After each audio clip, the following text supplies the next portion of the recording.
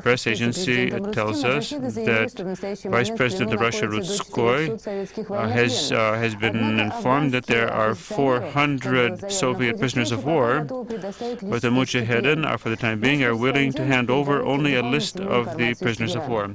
This is a report from Tehran. The hospitality of the Iranians was stressed by the fact by President Rafsanjani received the Vice President of Russia. A strengthening of relations was in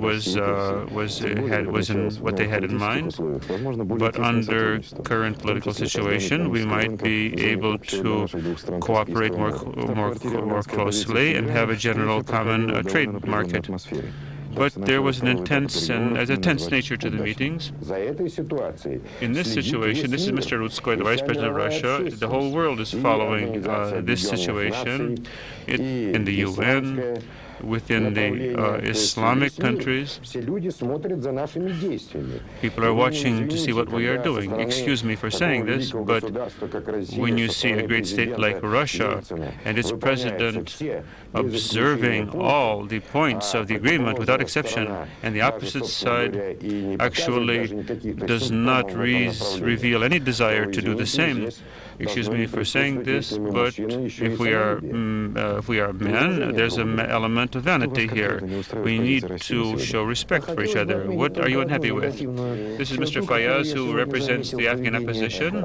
He says, in the conduct of Mr. Rudskoy, I saw a certain impatience, and that in his position there was too great an importance attached to Russia's own problems. And if Russia understands our problems, they don't attach any importance to them. So diplomacy is a difficult matter, and it has not been successful in Yugoslavia, where we continue to receive troubling reports. The Presidium of Yugoslavia said that the decision of the European community to recognize Croatia and Slovenia was interference. So only Serbia and Montenegro are participating thus far on the Serbian side.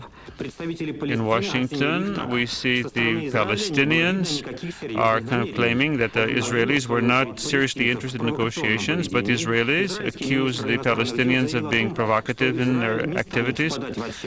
Israel is not about to lose hope. The chief task in Washington is to continue the negotiations. Paul John Keating has been declared the new Prime Minister of Australia, replacing Robert Hooke, who was the head of the Labour government over the last 9 years. The President of the USA, Bush, signed a law assigning $151 billion for transportation. This would create a lot of work. But there was another troubling piece of news for many Americans. General Motors declared that it would shut down 21 factories and there would be massive firings. The reason for this decision is the recession in the United States. In Belfast, next to the Supreme Court, there was a car was blown up. There were no casualties. The police was warned a half an hour in advance.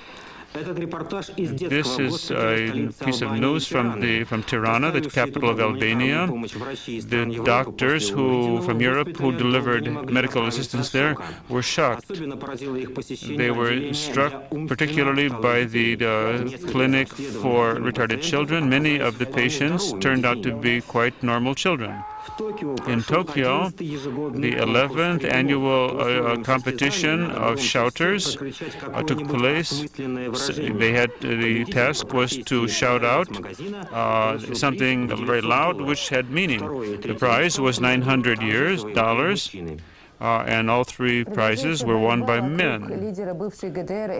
There's still a struggle going on with regard to Mr. Honecker, who is in the Chilean embassy in Moscow. A representative of the Chilean embassy was not able to either confirm or deny reports that Honecker would leave Russia this evening or tonight. According to Interfax, Honecker is a guest of the the Chilean embassy and could remain there as long as he liked. That was the declaration of Mr. Kovalyov, who was representing the Russian government.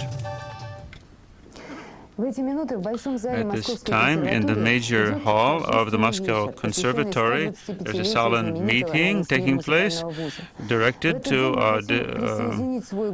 with regard to the 125th anniversary of the creation, founding of the conservatory.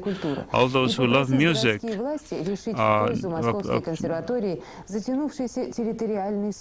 are troubled by this lengthy territorial disagreements which are taking place. The land which attaches onto the conservatory should be given to the conservatory. The conservatory belongs not only to Russia but to the city. It's a Moscow conservatory, after all. Now about the holiday.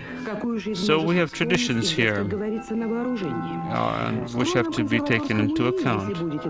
If you go to the museum, take note of this instrument. It's a celesta. It was bought by Tchaikovsky, who had gone to France to support Bizet after the opera Carmen had not been successful.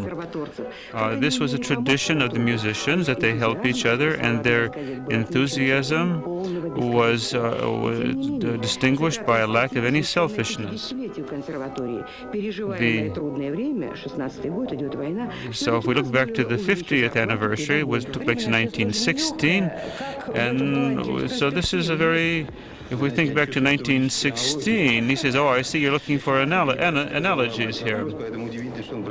So I was told in advance, so I'm not surprised. Just a month ago, we raised the salaries for our teachers by 65%. That's very good, but unfortunately, the bank won't give us any money. So I hope that we will be able to do that by January. So what does the conservatory need most of all today, in your opinion? I think that today, the conservatory most of all needs spiritual balance.